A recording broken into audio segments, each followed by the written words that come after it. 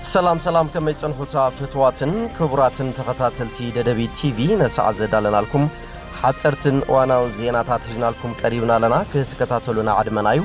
بكندي أرستنت بتاتهم كنفلم ማህበረሰብ ዲያስፖራ ትግራይ ስቃይ ህዝብና ከበቃን ሆቶታ ትግራይ ምላሽ ንኽረክብን በበግዚው ዋሽንግተን ዲሲ ስቴት ዲፓርትመንትን ካልኦት ከባብታትን ሰልፍ በመኪያድ ድምጾም አስሚያም ላዕሎት አዘዝ ሰራዊት አሜሪካን ፈረንሳይና በኢትዮጵያ ዘካየዱ ወተኻታታል ምብጻሕ ዝተፈለየ ዓላማ ዝሓዘ ምዃኑ ተገሊጾም አማራር ሐብልጽግና ምስዕድጊት መዳበሪያ ተአሳሲሩ ናይ ሓደ ክልል በጀት ዘአክል ገንዘብ ከም ዘጠፋፉ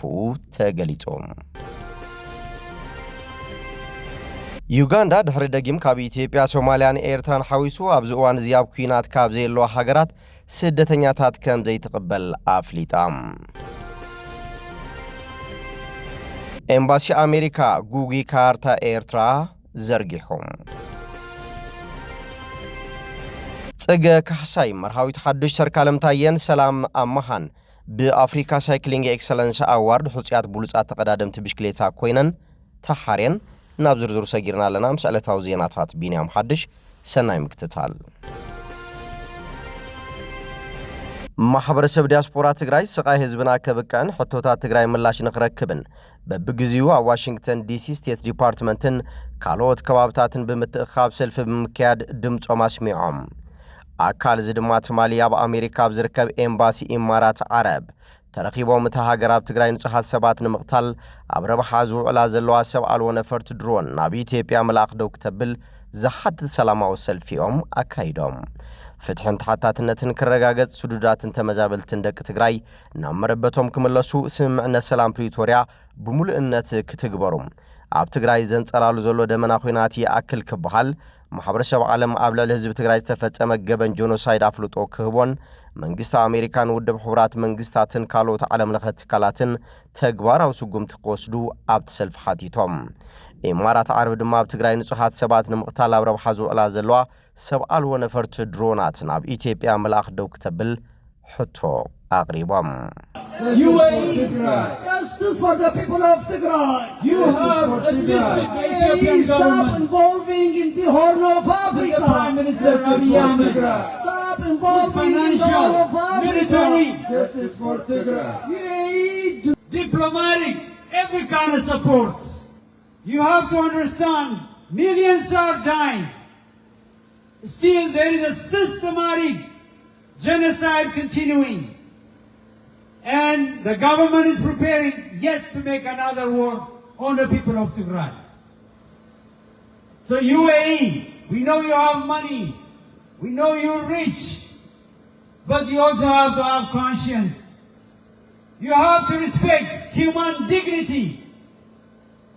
You have to respect human lives. ላዕሎት አዘዝ ሰራዊት አሜሪካን ፈረንሳይና በኢትዮጵያ ዘካየዱ ወዘለው ተኻታታል ምብጻሕ ዝተፈለየ ዓላማ ዝሓዘ ምዃኑ ተገሊጾም ድሕሪ ዑደት አዛዚ እዛ አሜሪካ በአፍሪካ ጀነራል ዳግቪን አርኤም አንደርሰን አከታቲሉ ናብ አዲስ አበባ ዝኣተወ አዛዚ አጋር ሰራዊት ፈረንሳይ ጀነራል ፒየር ሺል ምስ አዘዝ ሰራዊት ኢትዮጵያ በመረኻብ ከምዝ ተዘራረበ ተገሊጹሎም ሰራዊት ኢትዮጵያ ዘውጽእ ሓበሬታ ምብጻሕ ናይ ጀነራል ናይ ክልቲአን ሃገራት ወታደራዊ ምትሕግጋዝ ንምሕያል ዝዓለመ ምዃኑ ዝጠቐሰ ኮይኖም ሰራዊት ኢትዮጵያ ብዝተፈላለየ ሃገራትን እዋናትን ኣብ ምዕቃብ ሰላም ክገብሮን ጸንሐ ኣገዳሲ ተሳትፎ ክሕይሎ እቲ ፈረንሳዊ ኣዛዝ ከም ዝተማሕጸነ እውን እቲ ጸብጻብ ገሊጾም ጀነራል ሺል ልክዕ ከም ኣዛዝ እዚ ኣሜሪካ በአፍሪካ ጀነራል ዳግቪን አርኤምኤስ አንደርሰን ኣብ ዝመጽእ መዓልታት ምስ ፊልድ ማርሻል ብርሃኑ ጁላ ከም ዝራኸብ እውን ንምፍላጥ ተኻኢሉሎም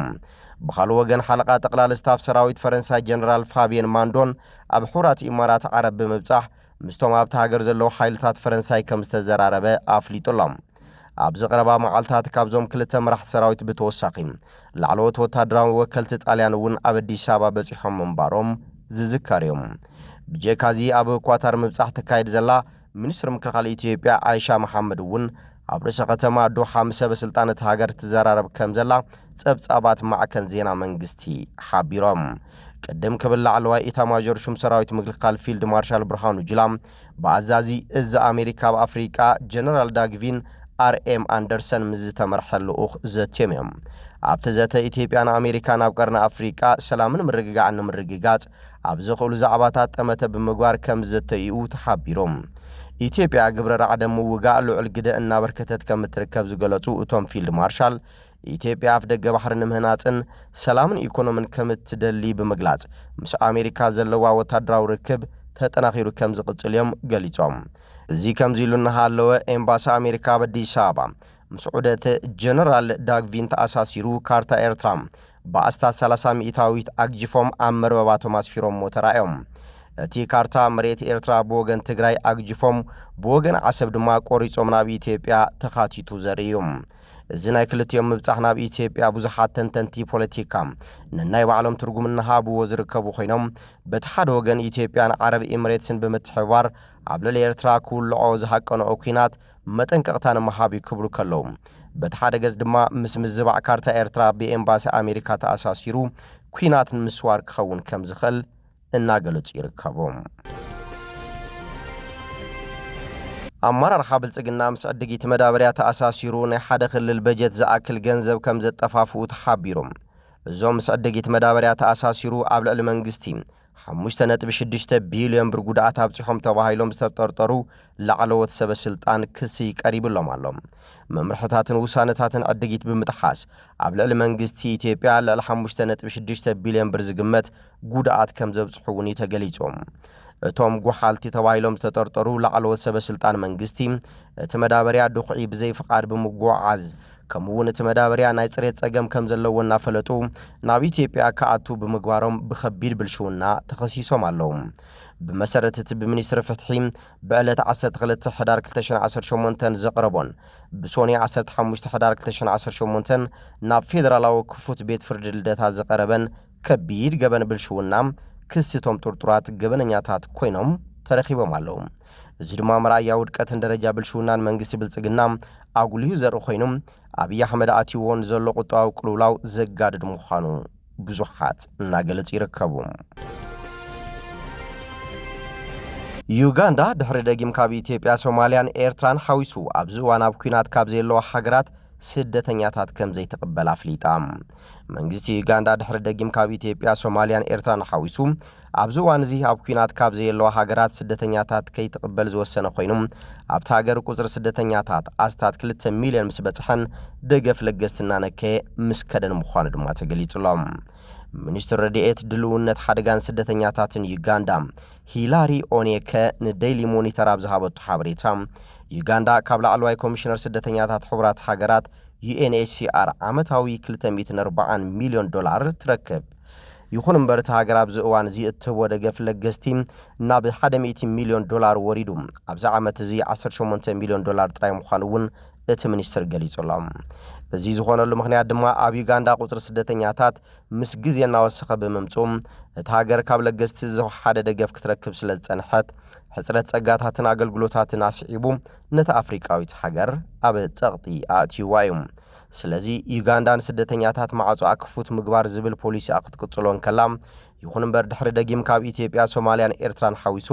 ኣብዚ እዋን እዚ ኣብ ኩናት ካብ ዘለዋ ሃገራት ሓደስቲ ስደተኛታት ከም ዘይተቀበል ሰበስልጣናት ሃገር ኣስሚሮም ኣለዉ እንተኾነ እቲ ውሳነ ነቶም ኣቐዲሞም ናብ ዩጋንዳ ዝኣተው ከም ዘይጸልዎምን ኣብቲ ሃገር ዘለዉ ስደተኛታት ኣብ ዘለውዎ ክጸንሑ ከም ዝኽእሉን እዩ ተገሊጹ ዘሎ እዚ ከም ዚሉ እናሃለወ ንኤርትራውያንን ኢትዮጵያውያንን ሓተት ዕቑባ ዝእግድ መምርሒ ኬንያ እውን ደው ከም ዝበለ ተሓቢሩ ላዕለዋይ ቤት ፍርዲ ኬንያ ካብ ኤርትራን ኢትዮጵያን ዝመጹ ሓተት ዕቑባ ስደተኛታት ኣገልግሎት ምዝገባ ደው ንዘብል መምርሒ ካብ ምትግባር ዓጊቱ ኣሎ ዳይና ላዕለዋይ ቤት ፍርዲ ጀስቲስ ቻቻ ሚዊታ بحموشت أكلات سبعة مسألات تطابقت سدتنياتات زقربة أبقوا متهاجر مسرت زجبرت رعان كساب السمع عن زو السنن النتيب سالسان حدن حملة خلتشن إسران حمشان وقازرا فرنجيم بكومشنر قداس سدتنياتات زوت أمام رحكية تكبر زخل كل تأزاز كم زوت مع كنات زينة كنا جليسان داينات المزجبة إيرتراويان إثيوبيان سدتنياتات زدرت بوليسي نقوام هاجر كينا نهاجروا حق سدتنياتاتن نايمت أحس حدقا كم زصعب بمغلاتيو نجزيو دو كبل وسينهم